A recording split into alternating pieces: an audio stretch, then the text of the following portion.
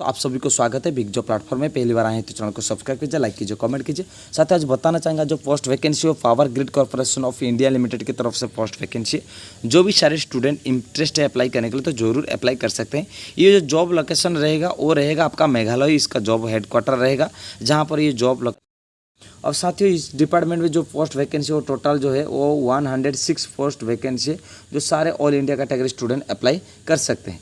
और ये डिपार्टमेंट जो पोस्ट वैकेंसी निकला है वो रहेगा आपका online submission application form application रहेगा, जब ऑनलाइन में अप्लाई कर सकते हैं। और इसमें 20 अगस्त से निकला है और 8 सितंबर तक इसका अप्लाई डेट रहेगा। तो इसके अंदर जो जितने सारे स्टूडेंट है अप्लाई करने के लिए चाह रहे हैं तो अप्लाई जरूर कर सकते हैं। अप्रेंटिसशिप 1 ईयर ड्यूरेशन आपका जो है रहेगा, 1 साल की ड्यूरेशन आपकी जो जॉब की रहेगा। और ये जो पहली शुरुआत में रहेगा कॉन्ट्रैक्चुअल बेस में रहता है, फिर धीरे धीरे इसको रेगुलर किया जा सकता है, इसमें कोई समस्या नहीं है।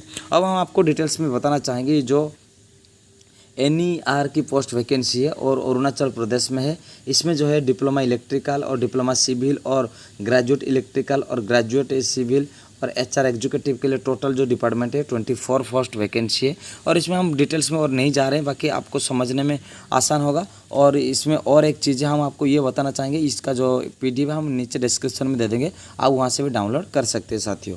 और जो दूसरी डिपार्टमेंट है वो जो स्टेट वो आसाम में NER की पोस्ट वैकेंसी है। इनके लिए जो भी वही सेम है, जैसे diploma electrical, diploma civil, graduate electrical, graduate civil और ग्रेजुएट इलेक्ट्रॉनिक एंड टेलीकॉम के लिए और HR एग्जीक्यूटिव के लिए पोस्ट वैकेंसी टोटल इसमें जो है 40 पोस्ट वैकेंसी आती है। इसमें SC ST OBC और अनरिजर्व स्टूडेंट के लिए भी अलग अलग डिवाइड किया गया है।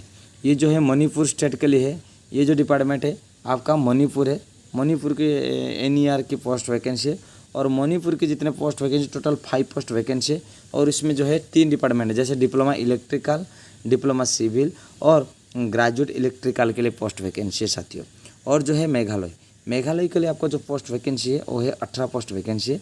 इसमें ITI electrician, diploma electrical, diploma civil, graduate electrical, graduate civil, law executive, HR executive and Rajya Sabha assistant के लिए और CSR एग्जीक्यूटिव के लिए आपको आपका पोस्ट वैकेंसी, इसके लिए टोटल जो है 18 पोस्ट वैकेंसी साथियों। अब जो है जो मिजोरम की स्टूडेंट के लिए कितना है, उनके लिए diploma electrical and diploma civil की पोस्ट वैकेंसी, उसमें 4 ही पोस्ट वैकेंसी, वो भी अप्लाई कर सकते हैं साथियों। और जो है नागालैंड स्टूडेंट के लिए है यहाँ पर 4 पोस्ट वैकेंसी है। सभी जगह में एक पोस्ट वैकेंसी है। Electrical, civil and graduate electrical and graduate आपका सिविल के लिए आपको 4 पोस्ट वैकेंसी दिया गया है। और त्रिपुरा के जो स्टूडेंट के लिए उनके लिए 3 पोस्ट वैकेंसी, डिप्लोमा इलेक्ट्रिकल के लिए 3 ही पोस्ट वैकेंसी है। और ये डिपार्टमेंट जो है टोटल मिला के 11 पोस्ट वैकेंसी है, जो आप अप्लाई करने के लिए चाहेंगे तो अप्लाई कर सकते। कौन सी स्टेट ना त्रिपुरा के लिए आपका कितना पोस्ट वैकेंसी ना 11 पोस्ट ही वैकेंसी है। अब हम देखते हैं अरुणाचल, आसाम और मेघालय, ये सारे जगह में आपका जो रहेगा आपका टेंटेशन लिस्ट रहेगा और ट्रेनिंग लोकेशन रहेगा।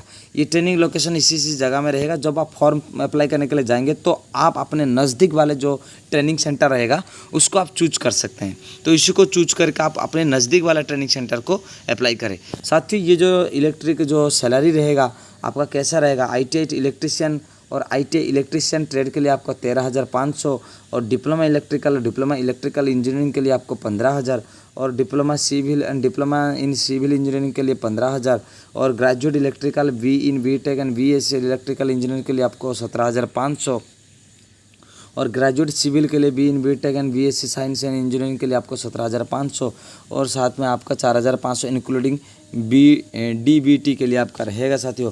और graduate electrical and telecommunication engineering के लिए आपको जो है आपका BTech and BSc science electrical के लिए आपको 17,500, HR एग्जीक्यूटिव के लिए आपको 17,500, जहाँ पर आपको क्वालिफिकेशन दिया गया पहले से, जैसे MBA and post graduate diploma in personal management and industrial relation and equivalent के लिए आपको 17,500, CSR एग्जीक्यूटिव के लिए आपको 17,500 और लो एग्जीक्यूटिव के लिए 17,500 और राज्यसभा असिस्टेंट के लिए आपको जो पोस्ट वैकेंसी वो रहेगा आपके लिए 17,500। तो इसी तरह आपका सैलरी रहेगा। Payment of the additional and 2500 and company accommodation and provided available. तो details and the term and condition for the engagement and apprentice and Power Grid. Eligibility criteria क्या रहेगा ना, एलिजिबिलिटी क्राइटेरिया ऐसा रहेगा कि आप waiting and result their final examination and time application not completed and 18 year of ago. कोई भी साथी 18 साल से कम नहीं अप्लाई कर सकते। हैव ऑलरेडी अंडरगोन और are currently undergoing the apprenticeship training in any organization for any duration। आपको जो है जो कोर्स कंप्लीट कर चुके उनके लिए have a more than 1 year job experience. आपका पास 1 साल की जॉब एक्सपीरियंस रहेगा तो भी आपके लिए बहुत अच्छा रहेगा।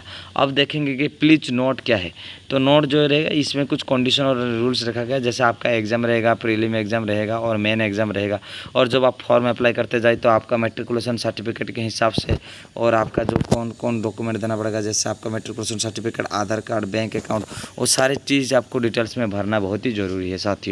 ये एग्ज़ाम होगा और बैंक सेंडिंग द स्टेटस देना पड़ेगा आपको। मैं नीचे इसका डिस्क्रिप्शन दे दूंगा, आप वहाँ से भी कलेक्शन कर सकते हैं। स्कैन एंड एजुकेशनल सर्टिफिकेट जैसे रीजनल एनरोलमेंट ऑफ अंडर और 100% completed update and profile of portal. आपका जितने सारे डॉक्यूमेंट है सारे अंडर प्योरली देना पड़ेगा और सर्टिफिकेट सारे आपका जो स्कैनिंग करके उसमें अपडेट करना पड़ेगा। आपका जो एज प्रूफ के लिए मेट्रिकुलेशन, आधार कार्ड या पासपोर्ट साइज फ़ोटो भी देना पड़ेगा।